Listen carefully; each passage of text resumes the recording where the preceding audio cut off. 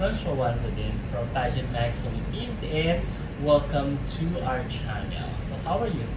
I'm doing fine. How are you? I'm very good and I'm very much honored to have you on our channel. Thank you so much. I'm so honored too because actually this is just one of the first time na nag-i-interview po ako. So Wow!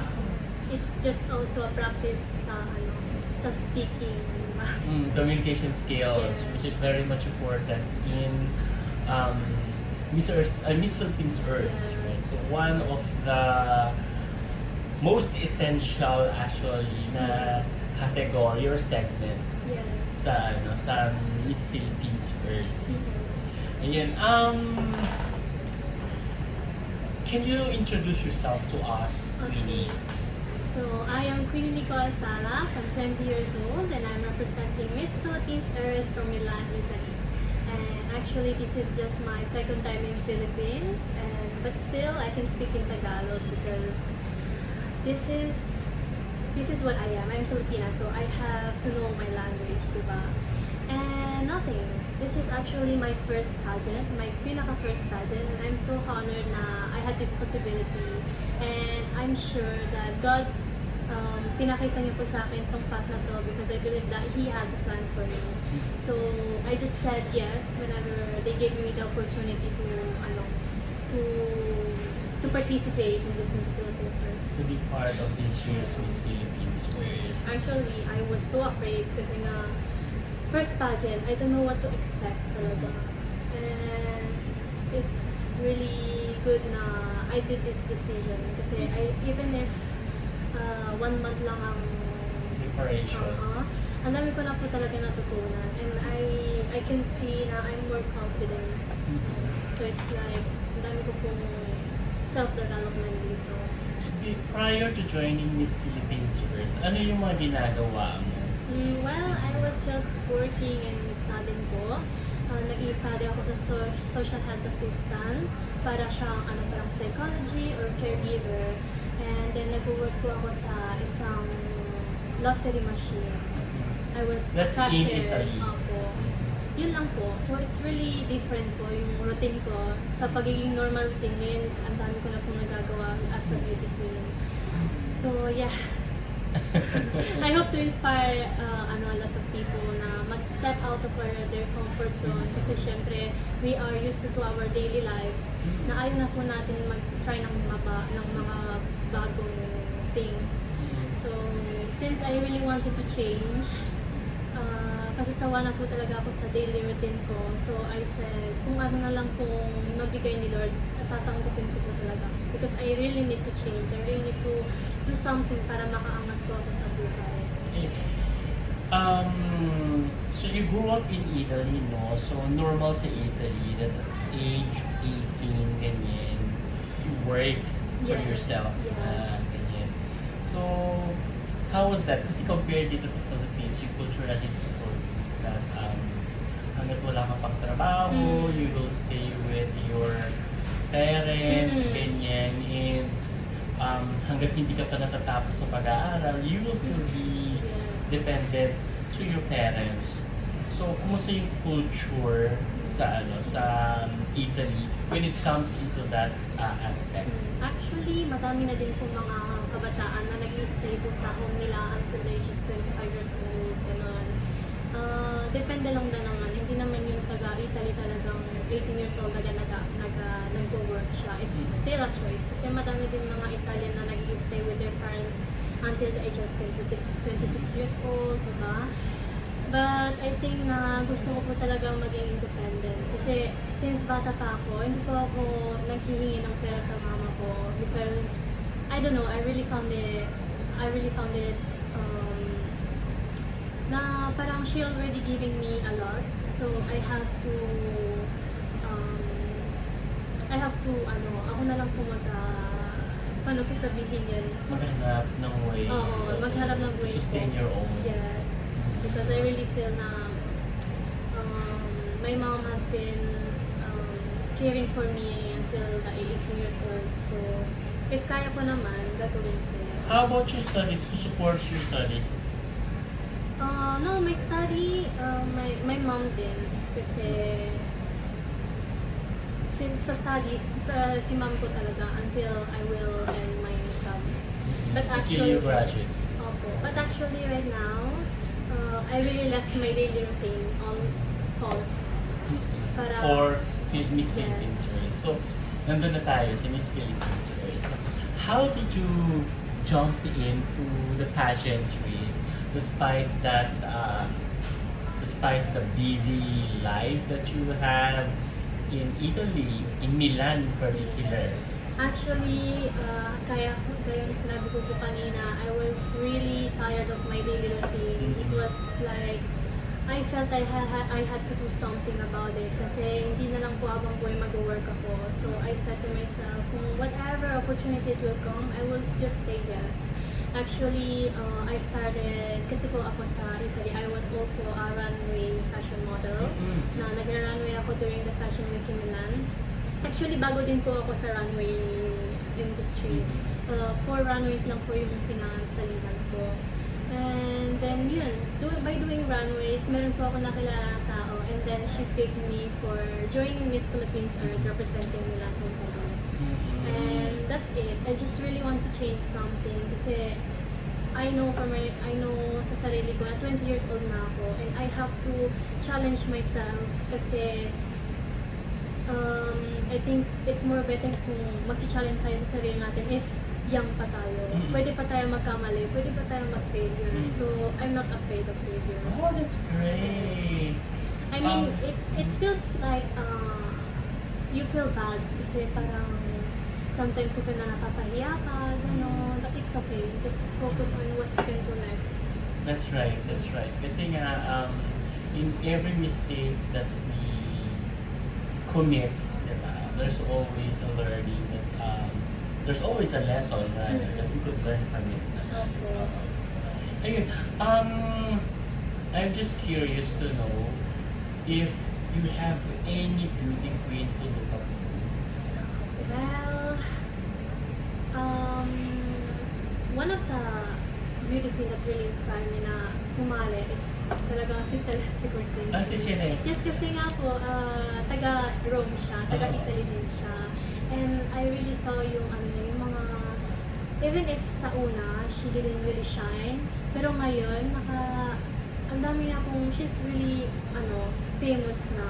And she's really work hard. Kung saan man siya ngayon is because of her hard work. It's because of her courage. So that's why even if I was so afraid, talagang nagbiyahe na lang ako bigla-biglaan sa Pilipinas. Can you tell us what was the reaction of your mother? Surely you think with your mother, right? So what was the reaction of your mother when you informed her that you're joining Miss Philippines? Actually, I'm living with my lola, but my mom was the first person who really encouraged me to do this, to participate in Miss Philippines Earth. And at first ayaw ko nga ako kasi I was telling her, but what if mapapahiya ako, gano'n? What if hindi naman po ako marunong mag-beauty queen and my communication skills, I'm really lacking of communication skills. And siya po talaga ang nag-push sa akin. So, her reaction was like, anak, this is your opportunity. God gave you this blessing, so you have to accept it. So, yes, that is what I did. Wow, supportive. Yeah, so supportive talaga. Pero yung mga mama ko talaga, sometimes naman, alam mo naman po na parang pinapagalitan ka doon. So, yung pangtaktak niya sa akin, it really helps for me. Yes. So, nung dumating ka na dito sa Philippines, and of course, building in sa Philippines, you are already an official roster of Miss Philippines, or the official candidate, di ba? Official candidate of Miss Philippines. Diretso ka na nun sa sa Carousel Mansion, right? So, how was the feeling from that day up to now? Is there anything that you've learned? Or can you tell us your most memorable experience so far? Well, one of the most memorable experience experience is whenever I challenge myself sa maraming tao, because that is really my fear. And when it happens, I'm so anxious, but at the same time, I'm so happy kasi I had to practice yung to conquer my fear. Ganun lang po. So, actually, nung nagpunta po ako dito, wala po talaga akong tulog. So, but I managed naman po to do the eco-activities with my sisters. So, yeah, that is one of the things, memorable things na natatak sa utak ko. Yung pag kinakabahan na ako kasi I have to show myself to a lot of people. And I learned a lot kasi now I'm more confident. And at first, I was so sad kasi I don't really have a team behind me. I don't have a big team. I don't have a hairstylist or makeup artist or mga mga stylist. Glam team. Mga glam team. Ganun. It's like more on kung anong meron, yun ang gagawin ko. But I still have my manager that she's supporting me from far. And people that yung namit ko talaga, sinusuportan din po ako. So I'm so grateful for that. But like even if I don't really have an official team, I know na maraming tao sumusuporta sa akin. So yes. That's great, no? So, you're almost actually done with your activities, right? You're almost done with your activities, with your pre-pageant events, right? Sorry, hindi ko. Patapos na kayo sa mga pre-pageant events niyo, di ba? So, you're already heading up to the coronation night. Yes. So, nakita mo yung mga performances ng mga kasama mo. Yeah. How did you feel about looking at your performances as well? Well, personally, I don't look sa mga other candidates. All I see is what I can do right now. How can I do better? Ganun. At first, sa pagdating ko dito, I was like so concerned kasi nga ang gagaling ng mga candidates, tapos meron silang long team, and their communication skills so good. And I really don't have anything of that. Pero since I attend the KFCom, like every day, not just every day, like sometimes I will go there to train. Nakikita ko po talaga yung mga improvements ko. So that is when I realized you don't have to look of the other candidates. You have to look at what you can do better right now. So I feel naman happy because there is also other candidates na it's like me na medyo sila nahihirapan sa mga pasarela, but now they're really good at it. And I'm so happy kasi I feel yung pagka-proud sa sarili mo. Yan lang. Wow, di ba? So that's good. Of all the pre-pageant events that you've done already, then which one is your favorite? This is my first pageant po. So sa lahat ng mga pre-pageant events na ginawa nyo, My favorite. ano yung pinaka-favorite mo doon sa mga Sa mga eco-activities namin. sa mga yung mga kunyari, mga swim competition, Okay. So, at first, kung makikita niyo po yung mga first performance ko, it was just a little bit, parang hindi ko alam kung anong ginagawa ko. But the latest, parang nakaka-proud ko talaga. Yung last pre-judging of beauty face, yes. That is when I proved myself na nakarating na ako pala sa goal ko. Like, I really did progress in my pasarela, in the confidence, ganun. So, I'm more confident now kasi I feel I can do it. Diba? Diba? That is my favorite kasi I really conquer my fear.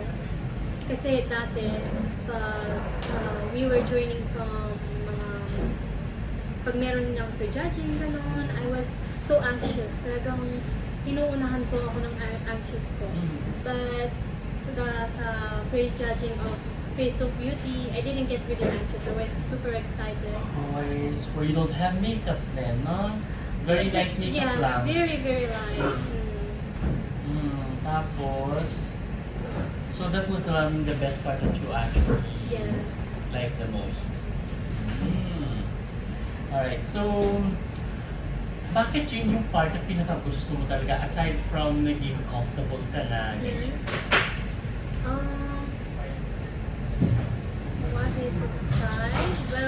did. It was my first time to Okada, so it was really good. Kasi I really saw yung beauty ng Okada.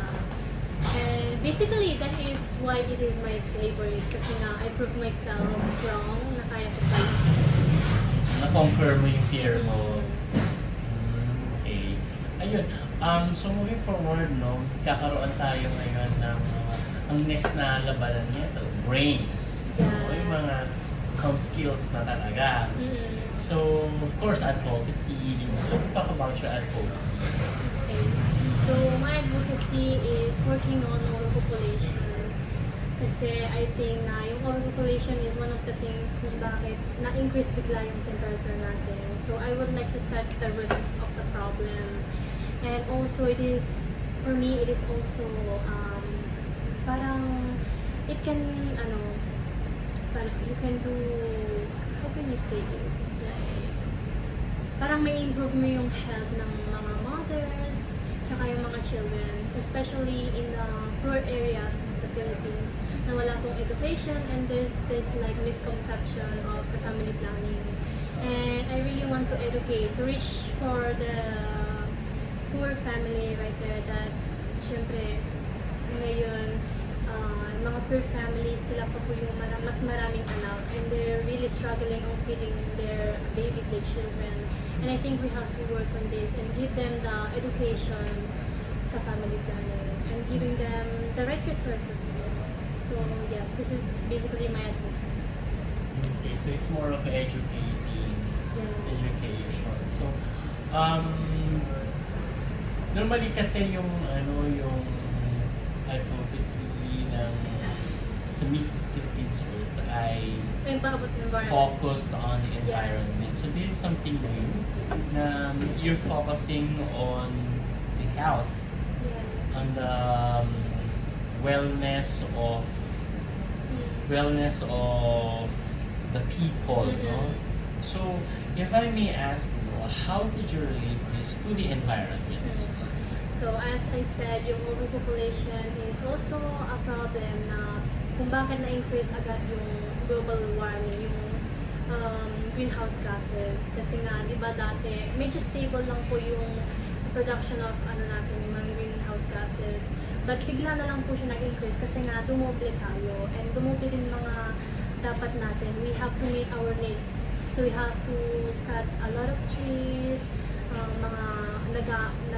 nag-a-add na po yung mga disposable natin, yung mga carbon footprint natin nag-i-increase. That is why bigla na po lang nag-increase ang global temperature.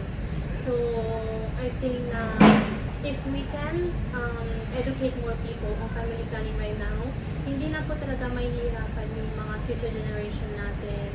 They really just have to focus on sustainability. Kasi even if we focus on sustainability right now, but we keep multiplicating, mahirap na din po kasi yung earth natin, it's a closed place. So, for overpopulation, we have to create more human activities.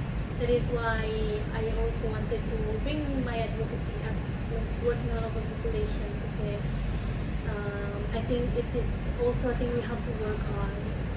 Sa tingin mo ba, in your own opinion, Queenie, ano yung ideal number of population para sa mundo? Okay, let's talk about, let's just focus on the Philippines. So, ano yung ideal na population ng Philippines para hindi siya tawag na overpopulated?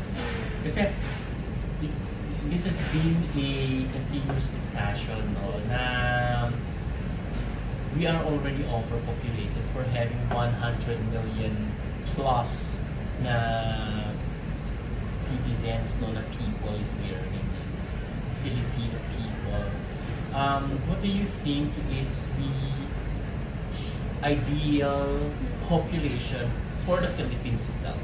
Okay, well, I don't really have an ideal number, but what I want to do is I don't want to force people on having just one kid because that is a wrong way to educate people. What I want to do is giving the chance to young women, to empower young women on magkaroon sila ng choice na mag-plan ng family nila.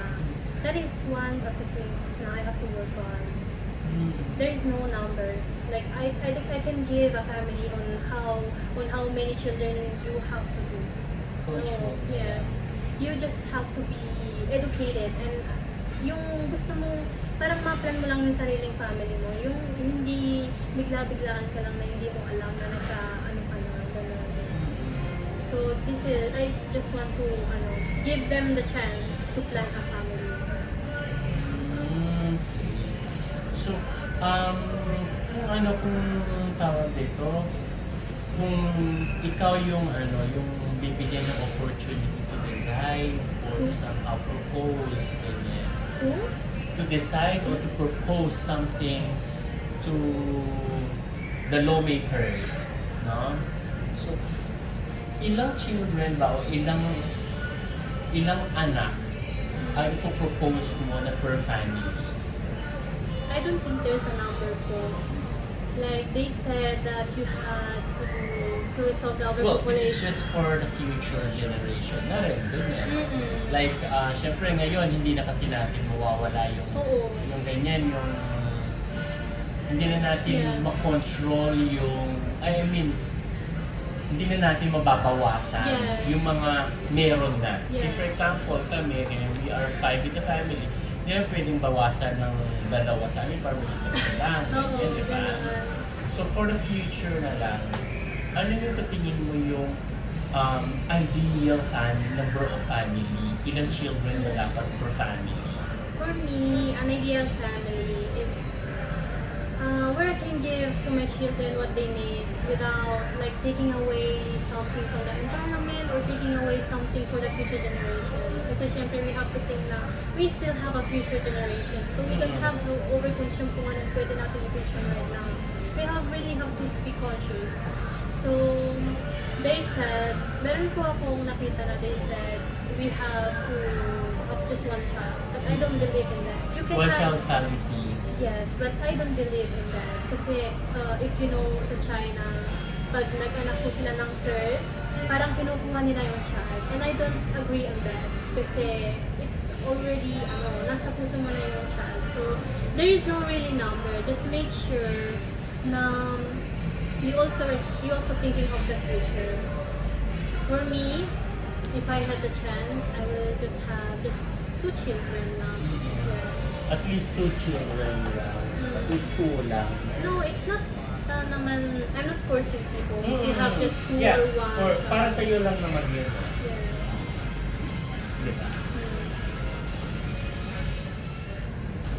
Okay, so you mentioned a while back na at least 2 children family is already ideal. At least in the future. For Yeah. me. Yes. Pero there's no really a number. Yes. So, let's move forward to that then. So, paano nakakaano din yun? Paano nakakatulong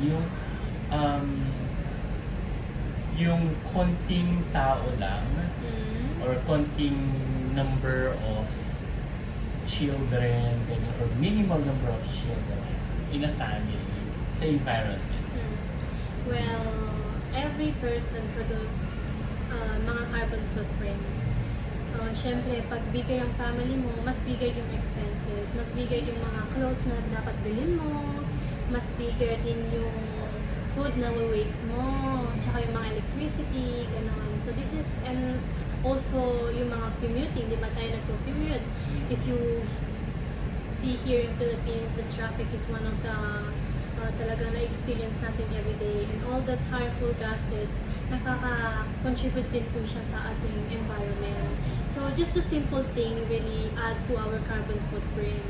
So that is why I think a bigger family, a bigger carbon footprint.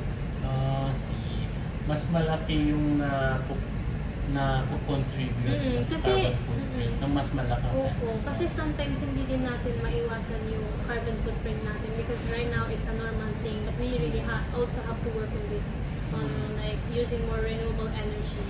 But for now, na mas it's not really famous yung renewable energy to our daily lives. More family means also the increase of carbon footprint. Which is may ano ka naman doon, may point ka naman. Kasi nga, for example, yung sa ano na lang, sa paggawa ng bahay, di ba? Siyempre kung iilan lang naman kayo, ganyan, you really have to make a palace, di ba? You really have to make a palace, you really have to make a mansion. Apat lang naman kayo, right? So malaking ano nga naman, may malaking point ka nga naman doon. So at least nakakabawas tayo sa mga pwedeng ikasira ng environment. I think dati yung purpose natin as a species, we have to reproduce. We have to a lot of children kasi nga we have to survive. But I think now to survive, we have to stop. Yun. Siguro we have to control. Yes, we have to control. We have to control. Parang ano sa'yo yung pinaka-best way of controlling yung growing families? Well, I had the opportunity na makilala, do you say that? Sa mga kabagay. Kasi yung school ko, they are really educating the teenager on the family planning, some different family planning. Ako, I personally use the pills, not right now. And just by educating the teenagers about the family planning could really help. Some people said na dapat i-conserve yung sarili nila, gano'n. But, we really have to, ibigay din sa kanila yung choice, diba? Because if you see right now, madami pong mga young na babae na is getting pregnant because they don't really have any idea on family planning. Curiosity. Yes, they don't have idea on the reproductive health. So I just want to give the chance na alam nila na meron silang choice. Yes. Ayun. Siyempre, sa mga ganun, hindi mo kunyari yung heels, so for example, or using condoms. Parang yun kasi nag-contribute rin yun sa environment. Diba? Kasi siyempre, pinuproduce natin yun, minamanufacture sila. Yes, but I really feel na overpopulation is also a problem. Maybe in the future we will find something na nakaka-help sa environment. I think na promoting the family planning, it could really help with our environment. Siguro one of the one of the ways that could actually help your advocacy here, since you are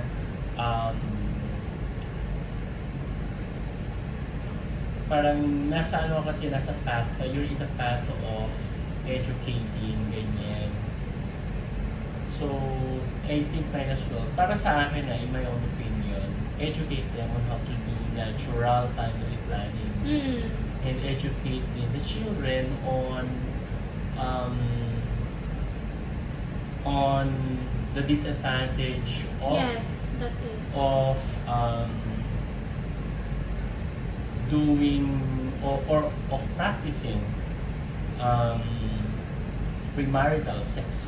Diba? Kasi nga, when you practice that and you are using contraceptives, just like what I mentioned earlier, in order to have contraceptives, in order to be able to give people contraceptives, you have to manufacture them. Yes, much more, kunyari yung condom, ganyan, plastic, rubber.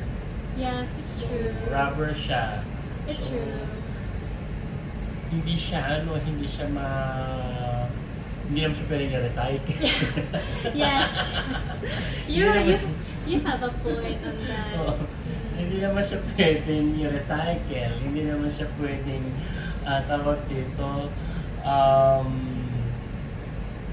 hindi naman siya pwedeng basta itapon na lang anywhere else kasi makakadagdag sa environmental problems, di ba? Okay. So I think that's one of the points Mm. na pwedeng makita in Oh, everyday thing to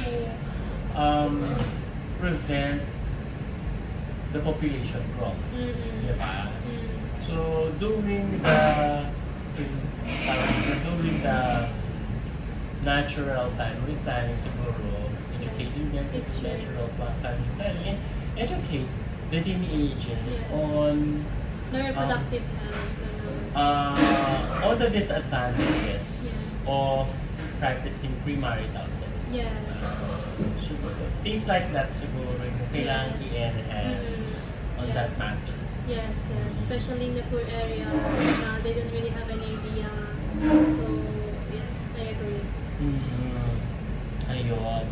So, should you become or should you be crowned Miss Philippines Earth, how are you going to work on this? In My- order to your advocacy, how are you going to work on your advocacy in order to become effective? Well, in Italy we have this place called consultorio where all the girls are welcome to educate themselves if they have any question on how the family planning is working, ganon. Yung mga people na nag-work doon, they are really they're really willing to explain to the girls how things works. Mhm. So what I want to do is bring that here and campaign with the I hope na in more hospitals and there will be more places like this where they are free. They can provide free family planning and educate them free. And just to give the girls na meron silang choice na they have a place to go where they have pag meron silang if they want to know more, ganun. Because for me, I learned about family planning because of my school, and I really want to introduce that to the schools and just doing some meetings and explain them this issue, and that's it. Oh, we already have sex education, which is the actual part of the RH here in the Philippines, and that sex education is being taught in schools. Right? So that would actually one of your ano ba tawag dito? Parang path mo, Yes. or somehow one of the accessories mo Yes. na magamit to promote it as well. So, may mention mo kanina, no, yung tawag dito, yung tungkol sa family planning and all that, which is actually what you are still talking about, no? When do you think is the right time to get married? I don't think there is an age. I feel you have really work on yourself first. We have to experience things kasi if we become a mother na young age, we didn't really experience life. So we don't have anything to teach our children kasi we didn't feel like experience to be an adult, to experience na pagiging responsible. So I guess the right time to get married is when you already experience a lot and you really have conquered most of your fears. So you could really teach your child in doing so. Okay, so pero there are also some that wouldn't get married, no? Na- Who don't get married? Who wouldn't get married, Okay. na ayaw nilang Yes. magpakasal, ganyan. Mhm. Or sometimes even prior to getting married, they're already practicing. They are already practicing premarital sex. In your opinion, when is the right time to practice love making? I don't think I can answer that. It's too much because I don't think there is an age. I mean, not young naman, syempre. But at least you have to be legally Illegal violation. yes. Kasi I kapag think- naman nangyari. Oo. I don't think That is why we are actually pushing or promoting sex education to to teenagers in order to prevent premarital sex among teenagers. Kasi, di ba, sabi nga nila, the more na kinocontrol sila, the more they na want, gusto nila malaman kung Yes. ano meron doon, di ba? yes. So, I guess yung kulang siguro is yung kung paano sila turuan. Yung tuturo sa kanila na kung ano ba talaga ang meron sa tawag dito, sa sex, term sex, you know, sa love making, na supposedly hindi pa ginagawa ng mga teenagers. Yes. Ano ba? But that's fine, that's fine. No? So, ayun. Ano yung pinaka-plan mo after winning Miss Philippines Earth? Well, after winning Miss Philippines Earth, since I don't really have any idea on the pageantry, I don't really know how to expect. But of course, when I will win, it will not end there for me. I know I will experience a lot of more things. Kasi right now, yung mga bagay na alam ko is just based on my research. But since pag mananalo na ako, I will have the opportunity to experience na different places and to know more people, yung mga ibang stories nila. So I know it will not end there. I will still learn a lot of things. So ngayon parang alam ko na lahat. But you never know enough. Oo, that's right. Kasi continuous learning Yes. talaga. That is the challenge after you win, to continue. So, what are you looking forward to on the coronation night? Ano kung ibig sabihin? Ano yung nilook forward mo? I mean, ano yung parang nagpapa-excite sa'yo sa coronation night? What really excites me is before going here, I was really anxious girl. Parang mahihiyain po ako. I can't really speak to a lot of people. So that is what I'm looking for. Na dadating ako doon and then I realize na kaya ko na palang mag-speak to a lot of people. That is what I am excited to prove myself wrong. To prove myself na kaya ko pala. And it's not that bad. Even if makahiya ka, it's not that bad. You really have to fail to understand, di ba? You really have to fail to learn new things. So I feel a bit concerned, of course, but at the same time I'm excited.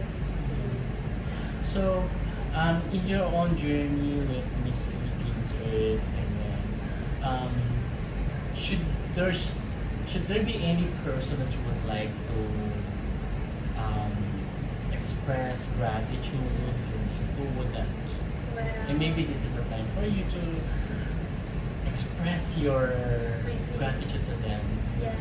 So basically, my family and I can say just a single person because there's a lot of people that are really supporting me.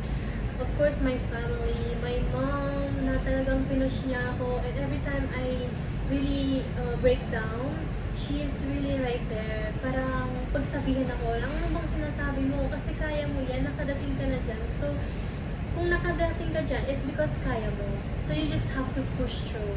And of course, to my manager, na siya din is one of my inspiration. Na she's also there whenever I feel bad. She's also there whenever nagbe-breakdown ako. Binibigay po talaga ako ng lakas. And to my friends na sinusuportahan ako even if we don't really hang out because I'm a person who really loves staying at home and don't want to go out. And for all the people that are here, na yung mga candidates, my co-roommates, na they're helping me with styling and that, mga outfits, because since I was in Italy, since dun po ako nakalive, and I didn't really bring all of my clothes, they really helped me on that. And also to the mga stylists na help me even if I don't really tawag doon. Like, it's not really my team, but they still help me. Yes. That is, I'm grateful for the people that are really supporting me, even if there is no exchange for now. Thank you so much. Thank you so much, Queenie. I wish we could still have more time. Yes, thank you po sa inyo, Chef. Thank you so much for gracing the channel. And we definitely bid you good luck. Thank you so On your much. journey. And looking forward on the coronation. Yes, Okay? I'm so happy. Thank you for this opportunity po, for featuring me in your channel. Sana naman po. Thank you so Thank you so much and much. God bless you. God bless po. Thank you so much. Audio Jungle.